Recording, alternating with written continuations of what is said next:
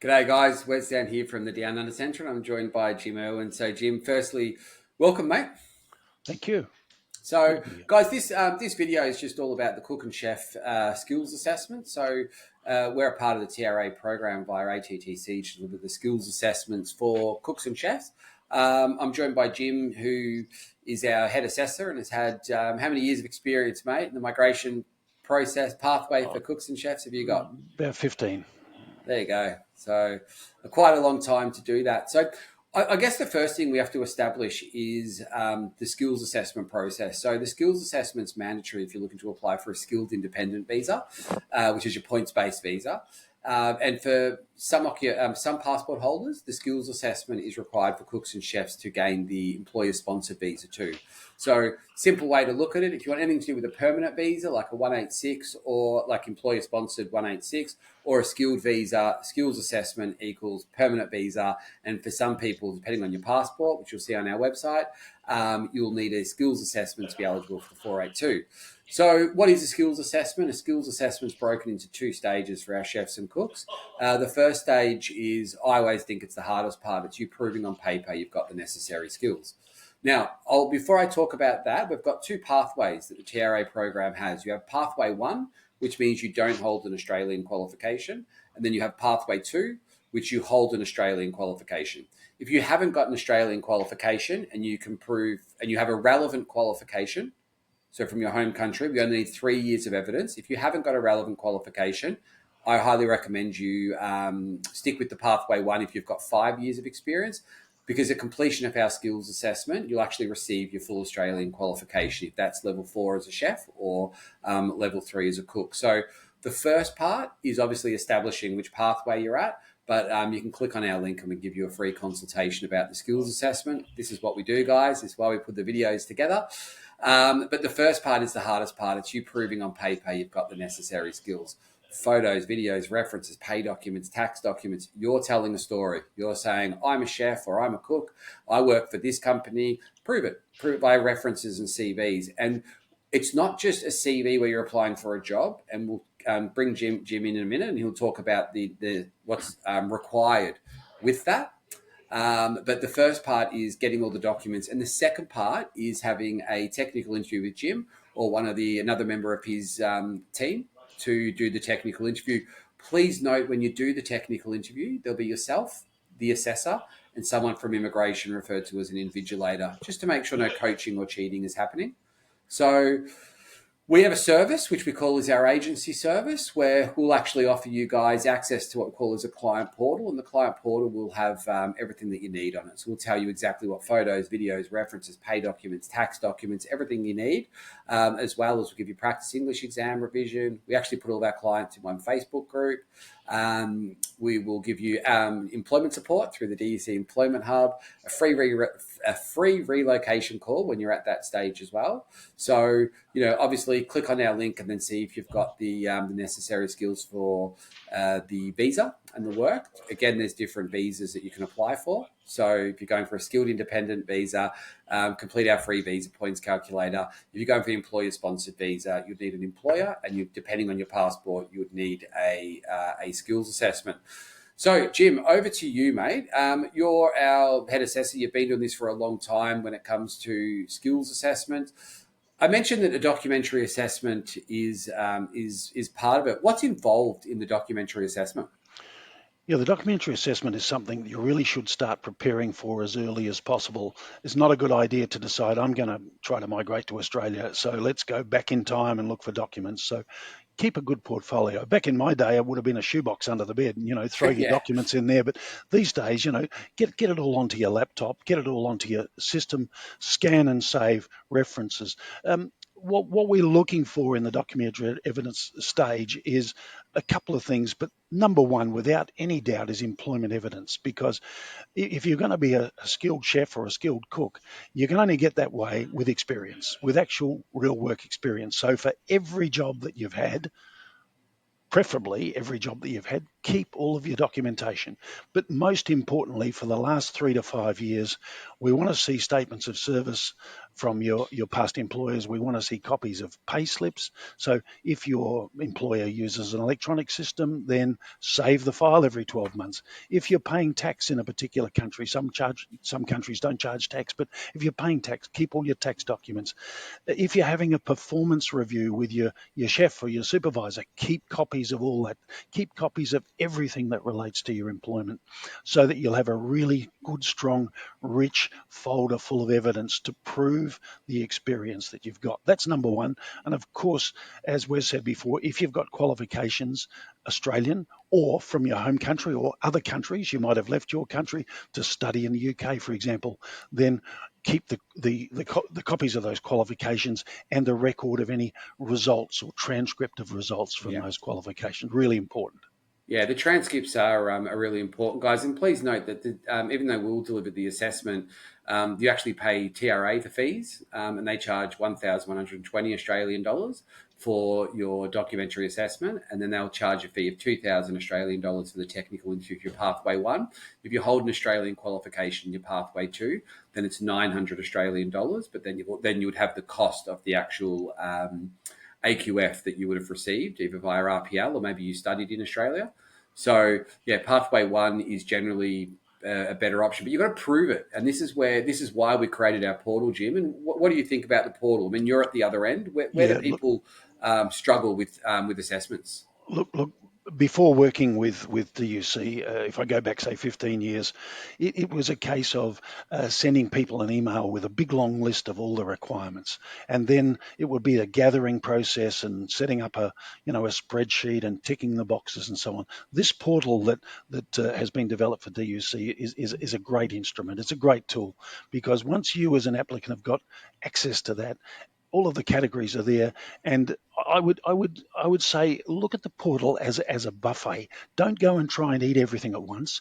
Pick off a little course at a time. So you load up your passport, bang, done. You load up a recent photograph which you'll need on your outcome letter, bang, done. You'll load up your qualification and the transcript of results, bang, done. So take it off in little chunks. Then when it comes to employment, one employer at a time, load up your statement of service, load up some pay slips, load up some bank statements Yeah. showing that salary going into a bank account. Take off a bite at a time. Don't choke yourself by looking at this and saying, gee, this is a huge task. Look at it as a great tool, a great instrument that breaks it down into nice little segmented pieces that you can put in there one at a time. Yeah, so true. Because it is overwhelming, isn't it? You've got photos, videos. You're telling a story. That you are the chef or the Yeah, cook, and you're yeah. trying to get there. But guys, what we've created is wonderful. It's very easy, and you're going to have Jim or someone from Jim's team at the back end of the portal answering your questions and just making sure we've got all the documents correctly. So when it does come time to pay for the skills assessment, the information's there. And it's definitely going to assist you with a positive skills assessment. Now, the second part, mate, is a technical interview. So, how does a technical interview work? So a technical interview works this way. If you're a pathway one, in other words, you haven't got an Australian qualification, a technical interview is a slightly longer process. It's usually a couple of hours. You will have completed something called an applicant kit, which is a document of, say 100 or so pages with sections and units and questions for you to answer. And you can answer those. You do this in your own home, in your own office. You can answer those from your work experience. You can research the answers. If there are things you're not super familiar with, you can look them up. You can use all of the different search engines and compile that evidence of the knowledge that you have. You submit that to us. During the technical interview, we will ask you those questions, or Yep. at least a cross section of those questions. So we get you to provide that, to study that, to really know your stuff, and then we ask you questions, and we're looking for informed answers. So it's not just a question of tell me the answer to this. It is, here's a scenario: you're working in your kitchen and you're preparing a sauce in bulk, and you are going to break that sauce down into smaller batches and you're going to chill it. Tell me about the process, tell me about the temperatures, tell me about rethermalizing it the next day or the next week, that sort of thing. So they are questions that are that are there to bring out your experience. If Yeah, it's a pathway fantastic. two, it's a shorter interview. It's around about an hour, and we're looking for a little bit of a synopsis of your work history, and then we're going to ask you a cross section of questions just to be confident that you've got your your hands around food safety, around kitchen safety, around temperatures, around allergens, around basic dishes and basic cookery. Yeah, fantastic. And I think what's really good about our service is the turnaround time. So, after we've gathered all the necessary documentation via the portal, you pay your government fee. We'll straight away go back to immigration, and if at that point assess you, which will take a couple of days, and then we'll always aim to book the technical interviews within 3 weeks, and then we go back and advise TRA of the outcome. Once that's done, that's amazing, Jim. Considering lots of other people are waiting, 9+ months to get an assessment. So to be able to, get that technical interview booked in 3 weeks, and the systems we have work really well. So, the support that is there, but it is probably the hardest part of the process. Any tips you'd like to give any cooks or chefs that are looking to complete a skills assessment? Well, when you look at a skills assessment, it's easy to look at it from the negative perspective and say, I've got to spend money, I've Yeah, got to expend energy, I've got to do things, I've got to I've got to look up old documentation, I've got to chase people for things. Don't look at it from the negative, look at the positive. What you are doing is making an investment in your future. yeah, And I can certainly tell you from many, many decades of experience that the opportunities in the trades, and especially in cookery as a cook or a chef in Australia, are amazing. And I'm not just talking about salary. I'm talking about the opportunity for progression, because we're short of people. I don't know that it's a good thing, but we do tend to promote too quickly, yeah, and you'll find yourself going up through the ranks fairly quickly, earning a high salary. But more importantly than that, this is a place not just to work, but this is a place to live where you can have a really good quality of life, a really good family life if you're bringing a family with you, and you can look forward to a very strong career in an industry that is just growing all the time and for which is sure. always short of good people. Yeah, and Jim, we did a podcast. So, guys, there'll be a podcast. I'm sure we'll share this on our website as well. 55 years in industry for yourself, mate. The job opportunities in Australia at the moment for chefs and cooks. How big is it at the moment? Is it as big as it's ever been? It's bigger than it's ever been. I always tell the story. I was managing the cookery and hospitality training for a very large TAFE institute in the mid '90s, and we had nearly 600 apprentice cooks. They're all Australian born Wow. apprentice cooks or Australian residents, young kids, 18, 19, 20, Yeah. coming through our apprenticeship program. And now the numbers are single figures. So we've gone from nearly 600 down to 4 or 5. It's that dire. It's that the local kids do not want to do cookery. They're choosing other things to do, building trades. If they're trades, they're going into professions. So we are getting shorter and shorter of good quality cooks, and therefore the chefs that they progress into in this country as the years go Yeah. by. The industry is growing, and the number of people locally that want to work in that industry is diminishing at the same time. Yeah, well said, mate. It is, and we got to get fed well. We love our food; it's part of the Australian culture, as you said Yeah, earlier. yeah, In our podcast, Aussies we like to yeah. eat out. That's what we Yeah, do. I mean that's the thing.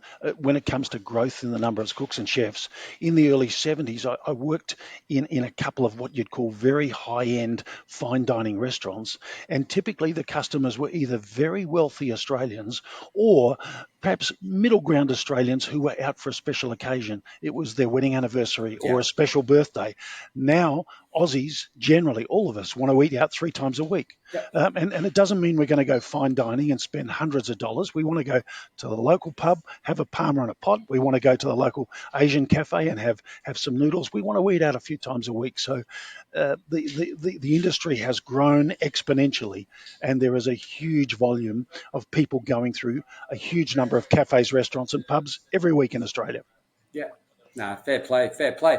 So, guys, if you are interested in doing or if you're required to complete a skills assessment as a chef or cook, we're very good at what we do. We wouldn't put all of our clients to one Facebook group if we weren't.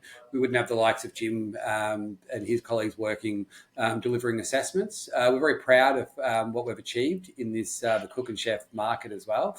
But there is, there is a need for for chefs and cooks. And if you do require a skills assessment, we're 100% here to help. So good luck with your assessments, and thanks for your time, Jim. Cheers. Thank you.